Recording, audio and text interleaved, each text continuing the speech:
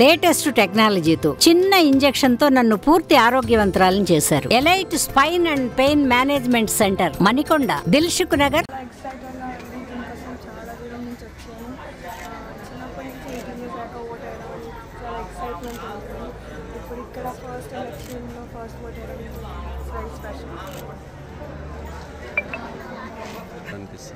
అన్నప్పుడు చాలా బాగా రిసీవ్ చేసుకున్నారు. అందరూ చాలా హ్యాపీగా మాట్లాడారు, చాలా స్వీట్గా ఉన్నారు. అది చూసి చాలా ఎక్సైటెడ్గా ఉంది. తర్వాత అందరూ రిసెప్షన్ చాలా స్పెషల్. నగిరి నియోజకవర్గంలో అంటే నా నియోజకవర్గంలో నా ప్రజల మధ్య నేను ఓటేయటం అనేది చాలా హ్యాపీగా ఉంది. ఎందుకంటే ఈ రాష్ట్రంలో మీరు చూస్తే చంద్రబాబు నాయుడు కోట్లేదు, పవన్ కళ్యాణ్ కోట్లేదు, లోకేష్ కోట్లేదు, షర్మిలా కోట్లేదు, పవన్ కళ్యాణ్ కోట్లేదు. వీళ్ళంతా హైదరాబాద్ నుంచి వచ్చి ఇక్కడ కథలు చెప్తారు. అంటే రాష్ట్రం మీద ప్రేమ లేదు, వాళ్ళ నుంచి నియోజకవర్గం మీద ప్రేమ లేదు అనేది అక్కడే అర్థమవుతుంది. వాళ్ళ నియోజకవర్గంలో ఇల్లు ఉండదు, ఓటు ఉండదు, కానీ మాట్లాడతారు. అండ్ నా మీద నుంచి ఉన్న వ్యక్తి భానుప్రకాష్ కూడా ఇక్కడ ఓటు లేదు, ఇల్లు లేదు.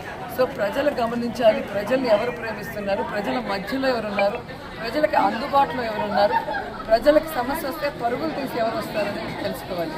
సో ఈరోజు నా నగిరి నియోజకవర్గ ప్రజలు నన్ను ఆశీర్వదిస్తున్నారు. ఆడపడుచుగా నన్ను 2 సార్లు ఎమ్మెల్యే చేశారు.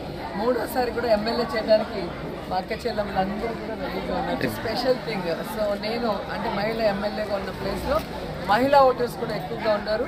అండ్ జగనన్నకి మాకు శక్తి మహిళా శక్తి.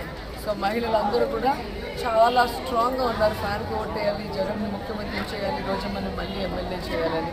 సో ఇక్కడ వచ్చిన వాళ్ళందరూ కూడా చూస్తే మీకే అర్థమవుతుంది. నా డాటర్దే ఫస్ట్ ఓటు, యూఎస్ నుంచి వచ్చి ఫస్ట్ ఓటు చాలా థ్రిల్లింగ్గా ఫీల్ అయింది. మమ్మీ ఎలా వేయాలి, సౌండ్ వస్తుందా, ఎలా ఉంటుంది బొమ్మలు దాని మీద అని చెప్పేసి చాలా ఇంట్రెస్టింగ్గా ఉండింది. వేసి బయటికి రాగానే ఆమె నవ్వులు చూస్తే మీకు అర్థమైపోతుంది, ఎంత హ్యాపీగా ఉంది. సో ప్రతి యంగ్స్టర్ ఫస్ట్ ఓట్ వేసేటప్పుడు ఆ థ్రిల్లింగ్ ఉంటుంది. ఒక కరెక్ట్ ప్రభుత్వానికి వెయ్యాలి, ఓటు అనేది మిస్ చేయకుండా వెయ్యాలి అనేది యువతలో బాగా బలంగా ఉంది. అది చాలా మంచి పరిణామం. అండ్ నేను కూడా ఈరోజు మా హస్బెండ్ పాపతో వచ్చి ఓటేసాను. నమస్తే అండి. ఇది వ్యాపారం గురించి కాదు, ఓటు గురించి. ఎన్నికల్లో ఓటు వేయడం మన హక్కు మాత్రమే కాదు, కర్తవ్యం. ఎంతో మంది మహా నేతలు శ్రమించి ప్రాణత్యాగం చేసి ఈ అవకాశాన్ని మనకిప్పించారు. అందరూ ఓటు వేద్దాం, ఎందుకంటే ఓటు హక్కు ఊరికే రాదు. నా ఓటు ఎవరికో తెలుసా?